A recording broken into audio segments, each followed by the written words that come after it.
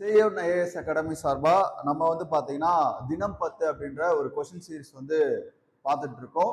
இந்த வீடியோவில் வந்து பாத்தீங்க அப்படின்னா டே 39க்கான ஒரு 10 கொஸ்டின் தான் நம்ம பார்க்க போறோம். ஓகேவா? இதுல என்னென்ன கொஸ்டின் இருக்கு அப்படின்றத நான் ஃபர்ஸ்ட் வாசிக்கிறேன். உங்களுக்கு ஆன்சர் தெரிஞ்சது அப்படின்னா நீங்க என்ன பண்ணலாம், ஆன்சர் பண்ணலாம். நான் டீட்டெயிலா ஆன்சர் உங்களுக்கு சொல்றேன். முதல் கொஸ்டின் பாருங்க. இந்திய அரசியலமைப்பின் 73, 74வது சட்ட திருத்தம் எதனுடன் தொடர்புடையது அப்படின்னு சொல்லி கேட்கிறாங்க. ஆன்சர் பண்ணுங்க. மகாத்மா காந்தி முதலில் இந்தியாவில் நடத்திய சத்தியாகிரக போராட்டம் இது. அதே மாதிரி தமிழ்நாட்டின் உள்ளாட்சி அமைப்புகளில் பெண்களுக்கான இடஒதுக்கீடு எத்தனை சதவீதம்? ஆன்சர் பண்ணுங்க.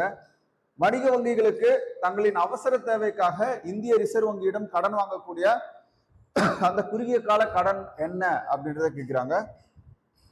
தென்னிந்தியாவின் நெற்களஞ்சியம் என்று அழைக்கப்படக்கூடிய டெல்டா பகுதி எது?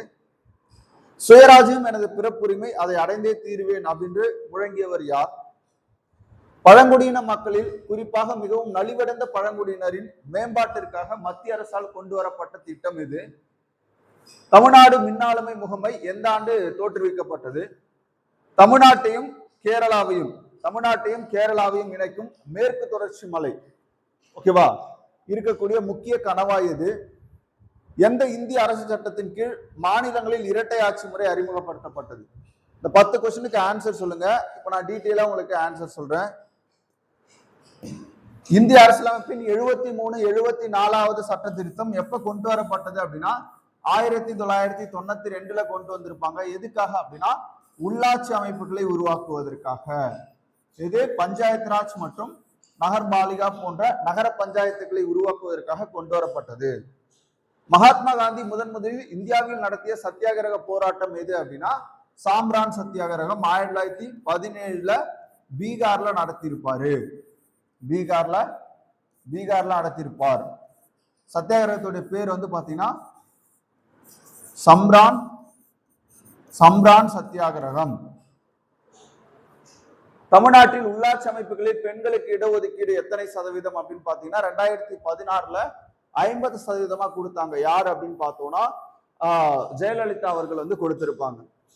வணிக வங்கிகள் தங்களின் அவசர தேவைக்காக இந்திய ரிசர்வ் வங்கியிடம் ஆர்பிஐ கிட்ட கமர்ஷியல் பேங்க் வந்து என்ன பண்ணுது, கடன் வாங்குது. அந்த கடனை என்னன்னு சொல்லுவாங்க அப்படின்னா ரெப்போ விகிதம் அப்படின்னு சொல்லுவாங்க. ரெப்போ விகிதம் அப்படின்னு சொல்லுவாங்க. இதுவே ஆப்போசிட்டா கமர்ஷியல் பேங்க் கிட்ட ஆர்பிஐ கடன் வாங்கினா அதை மீள் ரெப்போ விகிதம் அப்படின்னு சொல்லுவோம். தென்னிந்தியாவின் நெற்களஞ்சியம் எது அப்படின்னு பாத்தீங்கன்னா காவிரி டெல்டா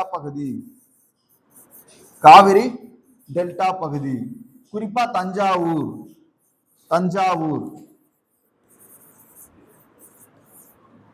அடுத்து பாருங்க. சுயராஜ்யம் எனது பிறப்புரிமை, அதை அடைந்தே தீர்வேன் என முழங்கியவர் யார் அப்படின்னு பாத்தீங்கன்னா பாலகங்காதர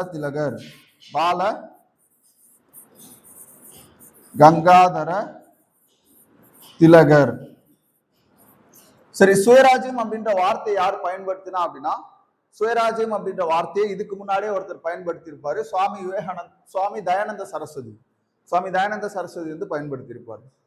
பழங்குடியின மக்களில் குறிப்பாக மிகவும் நலிவடைந்த பழங்குடியினரின் மேம்பாட்டிற்காக மத்திய அரசால் தொடங்கப்பட்ட சமீபத்திய விரிவான திட்டம் எது அப்படின்னு பாத்தீங்கன்னா பிஎம் ஜன்மன் யோஜனா. தமிழ்நாடு மின்னாளுமை முகமை எந்த ஆண்டு முறைப்படி TNEGA வந்து பாத்தீங்கன்னா 2007ல தொடங்கப்பட்டிருக்கும். Tamil Nadu governance agency. தமிழ்நாட்டையும் கேரளாவையும் இணைக்கும் மேற்கு தொடர்ச்சி மலையின் முக்கிய கணவாய் உங்களுக்கு தெரியும். கேரளா அப்படின்னா பாலக்காட்டு கணவாய்.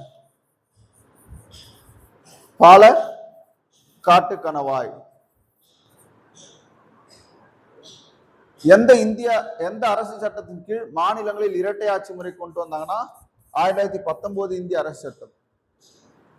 ஆன்சர் பார்ப்போம். பஞ்சாயத்து ராஜ் மற்றும் நகராட்சி அமைப்புகள். ஃபர்ஸ்ட் 73, 74வது சட்ட திருத்தம். காந்தி மேற்கொண்ட முதல் சத்தியாகிரகம் சாம்ரான் 50%. எங்க அப்படின்னா தமிழ்நாட்டுல பெண்களுக்கான உள்ளாட்சி அமைப்பு இடஒதுக்கீடு. கமர்ஷியல் பேங்க் வந்து ஆர்பிஐ கிட்ட கடன் வாங்கினா ரெப்போ விகிதம். காவிரி டெல்டா பகுதி நெற்களஞ்சியம். சுயராஜ்யம் சொன்னவர் வந்து பாலகங்காதர திலகர்.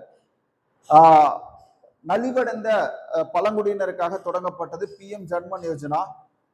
2007 தமிழ்நாடு மின்னாளுமை அந்த முகமை வந்து தொடங்கப்பட்டிருக்கும். தமிழ்நாடு கேரளாவை இணைக்கக்கூடியது பாலக்காட்டு கணவாய். இந்திய அரசு சட்டம் 1919. ஓகே, இந்த 10 கொஸ்டினுக்கான ஆன்சர் வந்து நம்ம பார்த்திருக்கோம். இந்த மாதிரி நம்ம குறிப்பா வந்து பாத்தீங்கன்னா இதுவரையில ஒரு 390 கொஸ்டின் கிட்ட ஆன்சர் வந்து பார்த்திருக்கோம்.